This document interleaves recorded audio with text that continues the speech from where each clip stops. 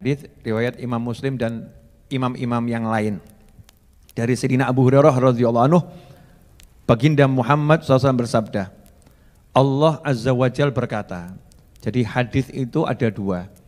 Hadis yang merupakan ucapan, ketetapan, ataupun perbuatan Nabi Muhammad SAW. Ada juga hadis yang sebetulnya itu ucapannya Allah Ta'ala. Ya, ucapannya Allah Ta'ala. Tetapi bukan Al-Quran. Yang Rasul menyampaikan langsung kepada kita, ini Allah yang berkata gitu. Walaupun sejatinya semua ucapan Nabi SAW adalah ucapannya Allah. Kenapa? Wa ma yantiqu 'anil hawa. Karena baginda Muhammad SAW dalam Al-Quran dikatakan tidak pernah berbicara dari hawa nafsunya. Melainkan semua yang diucapkan Nabi, wahyun yuha. Adalah wahyu dari Allah Subhanahu wa Ta'ala. Maka hadis yang sebetulnya ucapannya Allah tapi disampaikan Nabi SAW itu disebut hadis qudsi. Nah, ini termasuk hadis qudsi yang diriwayatkan oleh Imam Muslim. Yaqulullah Azza wa Jal. Allah Azza wa Jal berkata, Ana 'inda dhanni 'abdi bi. Aku sesuai prasangka hambaku. Prakata hadisnya seperti ini. Ini penting untuk kita rasakan dulu biar kita bisa paham keseluruhan hadis. Aku sesuai prasangka hambaku terhadap diriku, kata Allah. Nah, sekarang kita mau memprasangkai Allah apa? Ya sesuai kenyataannya saja. Kenyataannya Allah Maha mencintai, kenyataannya Allah Maha menyayangi, kenyataannya Allah Maha mengampuni, kenyataannya Allah Maha melindungi, kenyataannya Allah Maha memberi. Itu semua fakta, nyata. Maka kita prasangkai saja Allah seperti itu terhadap kita. Allah sayang sama saya. Allah pasti akan memberikan jalan kepada saya untuk mendapatkan ampunan. Allah pasti akan mengampuni saya. Allah pasti. Prasangkai Allah dengan baik dulu. Husnudzon. Jangan prasangkai Allah dengan buruk, negatif. Setiap ada yang nanya sama saya, itu saya jawab, responnya itu macam-macam. Dan saya itu paling gak suka kalau ada orang saya kasih tahu ngeyel. Ngeyelnya model begini loh. Misal datang satu orang, Habib saya sakit, tolong didoakan. Saya jawab, kamu sehat. Mestinya jawabannya apa? Amin. Betul ya? Enggak, Bib. Saya ini sakit. Menukip ya? Habib saya sakit, doakan. Kamu sehat. Mestinya jawabannya? Amin. Kiai saya sakit, tolong doakan. Jawabannya mestinya? Kalau kiainya bilang kamu sehat, jawabannya mestinya bilang apa? Amin. Kalau orangnya jawab bukan amin tapi Kiai, Habib, saya ini sakit beneran. Ini maksudnya mau minta doa atau mau curhat? Curhat, ya. Dan dia sudah berpikir negatif. Bahwasanya dirinya ini gak akan sembuh. Penyakitnya susah disembuhkan. Jadi jawaban seorang Habib, Kiai, ulama, atau teman-teman yang mengatakan kamu sehat, dianggap ini omong kosong yang gak ada manfaatnya gitu loh. Ini namanya prasangka buruk kepada Allah Subhanahu wa Ta'ala. Wah ini banyak ini. Ada satu orang datang, Habib, saya ini punya masalah besar. Saya jawab, insya Allah enggak ada masalah. Ada Bib, ada. Kiwara sebor lagi. Oh dijak mikir enak kok. Saya itu mau memperbaiki dulu pola pikir orang-orang yang berinteraksi dengan saya. Jangan pernah kamu berpola pikir bahwasannya kamu punya masalah. Kalau pola pikirnya gitu terus, berarti zonmu ya begitu. Prasangkamu saya dalam masalah. Ya enggak selesai-selesai. Ini kan pola pikirnya apa nih? Pola pikir negatif semua, gak ada positifnya. Datang satu orang, Bib, doakan saya ini segera punya keturunan. Sudah 20 tahun saya menikah, belum punya keturunan. Kan gitu. Saya jawab, insya Allah kamu datang ke dokter yang satu itu, insya Allah kamu akan diberi keturunan sama Allah Ta'ala. Jawab, Beb, kalau urusan dokter saya udah keliling dunia, gak ada hasilnya. Duh, kurang ajar toh. Mendahului kersane Gusti Allah, betul kan ya? Mendahului insya Allah. Udah dibilang insya Allah kok mendahului insya Allah. Berarti insya dia. Bukan insya Allah itu. Jika dia mau. Bukan jika Allah mau. Saya udah keliling capek ke dokter. Insya Allah. Mestinya kan amin. Amin, amin Bib. Insya Allah. Di mana alamat dokternya? Kan begitu. Membangun cara berpikir yang positif. Nah, ini dalam kehidupan ini banyak teman-teman saya sesama muslim yang pola pikirnya itu nggak bisa positif gitu loh. Kena masalah sedikit hidupnya merasa hancur. Sedikit saja kena sesuatu langsung loyo, merasa nggak mungkin bisa bangkit, nggak mungkin bisa. Ini kan pola pikir yang harus kita rubah. Contoh, Bib, saya pengangguran, pengen punya rumah. Saya jawab, ringan memang saya kok jawab kan ringan, enggak mau yang berat-berat. Punya kompor enggak? Punya Bib. Punya wajan? Punya. Wajan itu bahasa Indonesianya apa? Alat penggorengan. Ya, cawan, ya bukan juga tuh. Cawan wadah, bejana. Wajan juga ya? Iya, dari bahasa Jawa di Indonesia kan gitu. Kan asalnya Jawa wajan gitu kan. Wajan. Punya. Minyak punya enggak? Punya. Kira-kira uang 50.000 punya? Punya Bib, alhamdulillah. Ya sudah, ke pasar beli pisang, bawa pulang ke rumah, potong-potong, goreng, kelilingkan satu kota. Insya Allah nanti punya uang banyak. Jawab, Bib, kalau jual pisang goreng kapan sugih Bib? Mau saya jawab, anak presiden aja jualan pisang. Dan ternyata ya menghasilkan duit, betul kan ya? Masa kamu sombong seperti itu? Dahuli kersane Gusti Allah. Ini kan gak beres ini pola pikirnya. Menganggap kalau jualan pisang gak bisa sugih. Padahal itu Noto Suman tuh yang sugih-sugih jualan serabi. Serabi Noto Suman. Di Jogja itu banyak orang sugih gara-gara jual gudeg. Betul ya? Iya. Ada di Indonesia ini banyak orang sugih gara-gara jualan bebek goreng. Bebek goreng kan gampang toh, bebek digoreng selesai. Ya disembelih dulu, jangan langsung hidup-hidup digoreng. Ngaco kamu. Sembelih dulu. Syar'i goreng. Kalau pola pikirnya kerjaan ini tidak akan bisa membuat aku kaya, ya wes melarat, sudah miskin sebelum bekerja. Kenapa begitu? Ana 'inda dhanni 'abdi bi. Aku sesuai prasangka hambaku. Lah mikirmu ngono ya ngono. Makanya kalau ketemu orang-orang soleh itu, ini ya, ini mahal nih, rungokno nih, larang. Assalamualaikum, Yai, Habib, Ustadz. Waalaikumsalam warahmatullahi wabarakatuh. Doakan Yai, saya pengen nikah, jodohnya belum ada nih, nggak datang-datang. Yainya jawab, insya Allah besok kamu nikah. Jawab, kok besok toh Yai, tahun ini aja belum tentu kok. Itu jadinya adalah, ya wis, ya itu.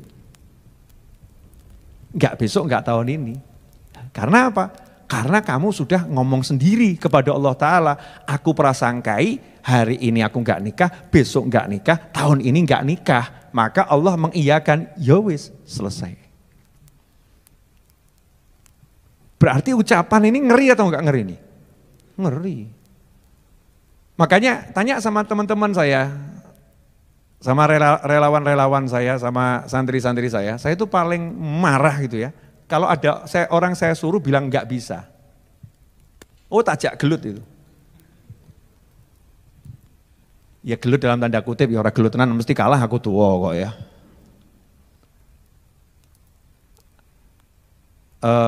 Kamu misal nih ya, beli tiket, gak ada Bib, gak mungkin dapat. Yang model begini nih, oh langsung saya coret, ya, tidak layak jadi murid saya. Kenapa? Kakek mikir, kebanyakan mikir. Kamu cari tiket, bismillah, sami'na wa ta'na. Nanti kalau udah keliling tutup kabeh baru laporan, tutup Bib. Kan betul gitu. Tapi pola pikirnya adalah insya Allah ada yang buka. Pola pikirnya harus betul dulu. Dulu saya kalau guru saya ngomong sesuatu saya nggak pernah ngomong nggak bisa. Nggak pernah ngomong nggak bisa. Saya masih ingat ketika guru saya ngomong ke saya, Novel beli mobil ya. Lawang saya itu uang 1 juta aja nggak punya kok. Guru saya bilang beli mobil ya.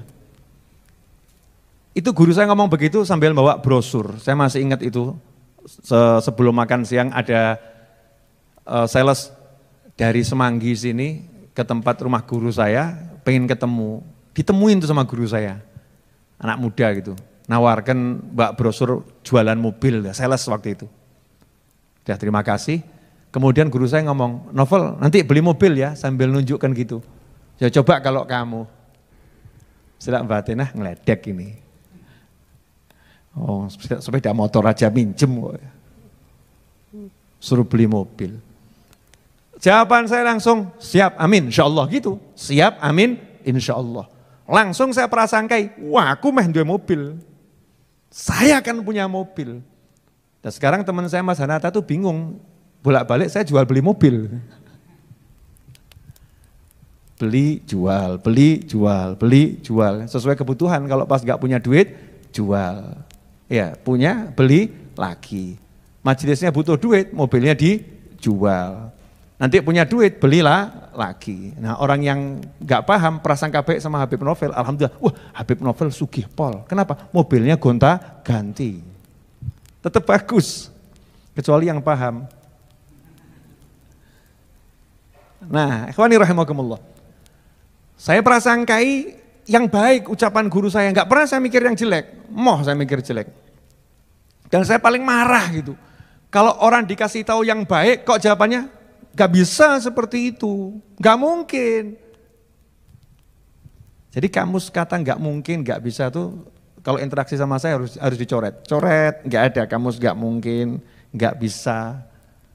Enggak mungkin, enggak bisa. Coret. Ya semalam juga terjadi seperti itu. Enggak bisa Habib, tapi Habib coba, siapa tahu bisa. Oh dalam kamu saya enggak ada enggak bisa. Tak coba bener, bisa. Setelah itu langsung orangnya ke toilet. Teman saya gitu ya, ya langsung mulus itu, wah ternyata bisa nih, kalah sama Habibnya ini ya. Jangan pernah memprasangkai Allah dengan hal yang buruk. Jangan pernah memprasangkai dirimu dengan hal yang buruk. Termasuk prasangka buruk sama Allah itu memprasangkai diri kita dengan hal yang buruk. Jangan. Dan jangan pernah memprasangkai orang lain dengan hal yang buruk. Selalu menanamkan prasangka yang baik, situasinya seperti apapun. Kondisinya seperti apapun, prasangka yang baik. Meskipun udah langit runtuh, bumi terbelah, ya. Secara teori nggak mungkin selamat, mikir oh selamat gitu loh.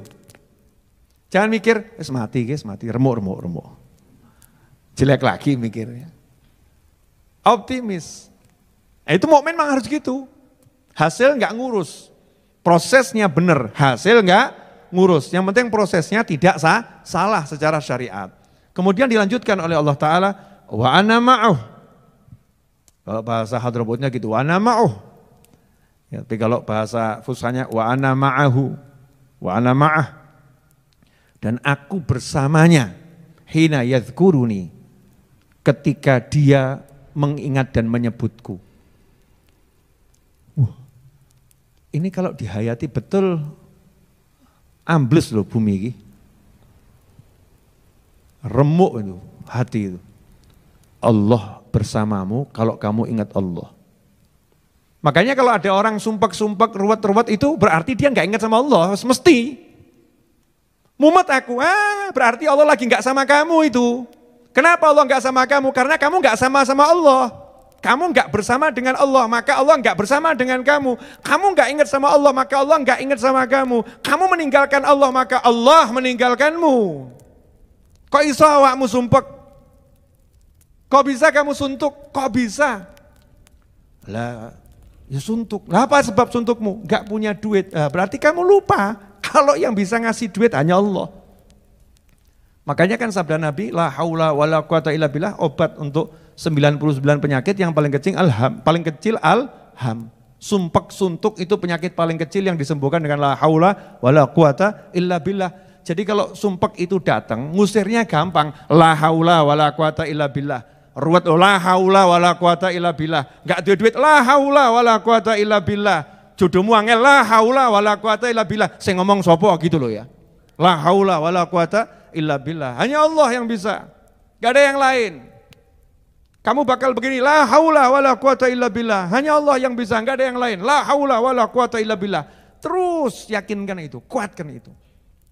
Maka saat itulah Allah bersama kita waktu kita ingat sama Allah. Allah bersama kita artinya apa?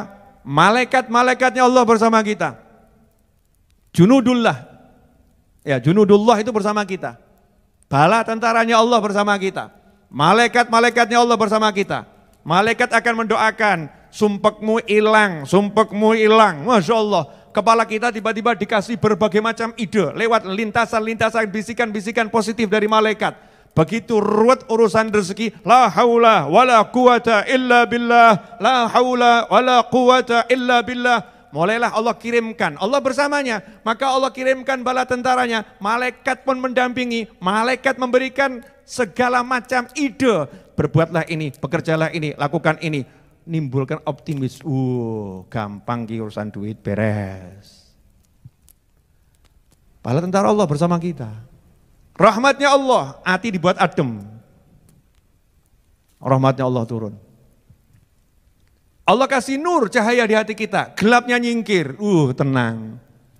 Nah kenapa bisa tenang, bisa enggak ruwet, bisa enggak mumet? Karena Allah bersamanya. Allah bersamanya apa artinya? Di antaranya dikasih rahmat, dikasih sakinah, ya ketenangan hati, dikasih cahaya sehingga bisa melihat dengan jelas, dikasih malaikat yang mengelilingi, malaikat yang melindungi, malaikat yang menolong. Ya tenang. Seperti Nabi Ibrahim alaihissalam mau dilempar ke api Namrud. Nabi Ibrahim gak pernah lupa mau dilempar ke api Namrud.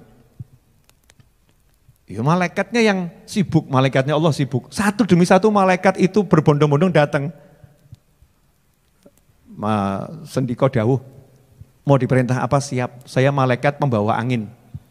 Saya mau kirim angin biar apinya padam, gak usah. Malaikat membawa hujan, saya diperintah Allah untuk membantu kamu. Saya siap ngirim hujan ke sini biar padam apinya, gak usah. Makasih, gak usah, makasih. Sampai pimpinannya semua malaikat, malaikat Jibril alaihissalam turun tangan. Ini kan menarik sekali. Siapa ingat Allah, maka Allah bersamanya. Makanya kalau kamu lihat ada orang yang bersama Allah, kamu gak usah pusing. Tenang, tenang. Urusannya pasti dibereskan sama Allah subhanahu wa ta'ala. Urusannya pasti diselesaikan oleh Allah subhanahu wa ta'ala. Tapi yo ewangono. Jangan kamu lihat ada orang soleh sakit, butuh biaya ke rumah sakit, ya duitmu banyak, terus kamu jawab, oh dia orang soleh, tenang-tenang, nanti kan dapat rezeki, tapi orang mbak ewangi. Jadi beliau akan dapat rezeki, beliau akan diselesaikan masalahnya oleh Allah Ta'ala. Yang rugi kamu, kok enggak jadi bagian dari bala tentaranya Allah. Enggak jadi bagian dari yang digunakan oleh Allah Ta'ala untuk menolong hamba-hambanya, kan rugi kita. Tapi kalau kita dipakai sama Allah Ta'ala untuk menolong hamba-hambanya, berarti kita orang pilihannya Allah Subhanahu wa Ta'ala. Wa ana ma'ahu hina yadhkuruni in dzakarani fi nafsih dzakartuhu fi nafsi. Kalau dia itu ingat saya sendirian dalam hatinya, gak ada orang yang tahu, gak di hadapan orang banyak, Kata Allah, aku juga akan ingat dia di dalam diriku. Loh, diingat sama Allah loh. Ingat diingat. Kalau dia mengingat aku, wa in dzakarani fi malain. Kalau dia mengingat aku di hadapan orang banyak, misalnya di pasar, la ilaha illallah wahdahu la syarikalah, lahul mulku walahul hamdu yuhyi wa huwa hayyun la yamut biyadil khair wa huwa ala kulli syai'in qadir. Dia baca 3 kali dengan suara keras. Kan di hadapan orang banyak, zikir bil jahar. Baik dia sendiri maupun berjamaah. Ini hadis termasuk dalil bolehnya zikir dengan suara keras di hadapan orang banyak. Atau zikir berjamaah bersama orang banyak. Hadisnya sahih, riwayat Imam Muslim dan yang lain. Kalau dia memang menyebut aku di hadap kelompok masyarakat, kelompok orang-orang, berarti kalau ada satu orang nyebut di kelompok orang, berarti orang ini kan diizinkan berzikir dengan suara keras di hadapan orang lain. Yang satu juga diizinkan berzikir di hadapan keras di hadapan orang lain. Yang satu diizinkan berzikir keras di hadapan orang lain. Nah yang diizinkan ini bersama-sama, yuk kita zikiran keras di hadapan orang lain. Akhirnya zikirnya berjamaah. La ilaha illallah, la ilaha illallah, berjamaah itu. Maka Allah bilang saya akan juga sebut-sebut dia di hadapan perkumpulan yang lebih baik dari perkumpulannya. Perkumpulan malaikat-malaikat yang besar, malaikat senior. Disebut-sebut sama Allah Ta'ala. Ini fulan, ini lagi nyebut aku nih. Ingat-ingat aku di majelisnya, di pasarnya, di suronya, di langgarnya. Disebut. Lah bayangkan kita di bumi, nama kita disebut di langit yang paling tinggi. Masya Allah. Sayangnya Allah pada hambanya. Disebut di langit yang paling tinggi. Jadi jasadnya masih di bumi, namanya sudah di langit. Seperti Sayyidina Bilal radhiyallahu anhu, orangnya masih di bumi, iya, tapi ternyata orangnya udah di surga. Udah jalan-jalan di sana. Kemudian lanjutan hadis ini, wa in taqarraba minni shibron, di riwayat yang lain zira'an ilayya, wa in taqarraba minni shibron taqarrabtu ilaihi zira'an, wa in taqarraba ilayya zira'an taqarrabtu minhu ba'an, wa in atani yamshi ataituhu harwalatan. Jika dia mendekat kepadaku sejengkal ini, maka aku mendekat kepadanya selengan. Kalau dia mendekat kepadaku selengan, maka aku mendekat kepadanya ba'an. Ba'an ini 2 tangan kita bentangkan. Dari ujung jari sampai ujung jari, ba'an. Jika dia mendekat kepadaku dengan berjalan kaki, maka aku akan berlari menghampirinya, berlari kecil menghampirinya. Jangan salah mengartikan hadis ini ya, ini bukan menyamakan Allah dengan makhluk. Bukan tasbih ya, bukan menyamakan Allah dengan makhluk. Maha suci Allah dari menyerupai makhluk. Tetapi ini adalah permisalan yang Allah berikan. Permisalan. Permisalan untuk apa? Mendekatkan pada pemahaman. Kalau ada orang itu mau mendekat kepada Allah sejengkal, artinya yo males pol gitu loh. Kitanya males pol. Mau mendekat tapi masih malesnya luar biasa. Malas, dengan malas mau mendekat pada Allah Subhanahu wa taala. Maka Allah akan melipat gandakan pahalanya. Yang segini jadi segini. Rahmatnya, ampunannya diganti sama Allah tuh 3 kali lipat. Ini kan yang selengan ini kan 3 kali lipatnya nih Shibron. Kalau ternyata dia selengan, Allah akan mendekat kepadanya 3 kali lipat lagi. 1, 2, 3. Ini karena pakai bahasa tubuh. Ukuran-ukuran yang dipahami orang Arab di masa itu. Karena kalau pakai meteran kan nggak mudeng, berapa meter gitu. Pakainya bahasa tubuh. Kalau ternyata dia mendatangiku dengan berjalan, aku mendatanginya dengan berlari. Artinya apa? Artinya ampunannya Allah itu lebih cepat daripada kita minta ampun. Allahumma gfirli, wes diampuni loh. Ya Allah beri saya rahmat, sudah dari rahmati. Datangnya rahmatnya Allah lebih cepat dari permintaanmu untuk minta rahmat. Datangnya ampunannya Allah lebih cepat daripada permintaanmu untuk minta ampun. Datangnya pertolongan Allah lebih cepat daripada permintaanmu minta tolong. Nah, cuman kadang-kadang kita ini yang menganggap makna pertolongan Allah itu kan beda-beda. Katanya saya kalau minta tolong sama Allah ditolong, tapi ternyata kok hutang saya nggak selesai-selesai. Ya, makna pertolongan Allah ini apa? Itu dibahas di pelajaran khusus, bukan malam hari ini. Ya, bukan malam hari ini.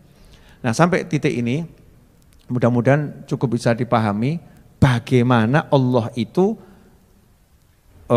lebih mendekat kepada hambanya ketimbang hamba itu mendekat pada Allah. Saya mau kasih ini mudah-mudahan bisa dirasakan. Kalau ada pekerja pengangguran,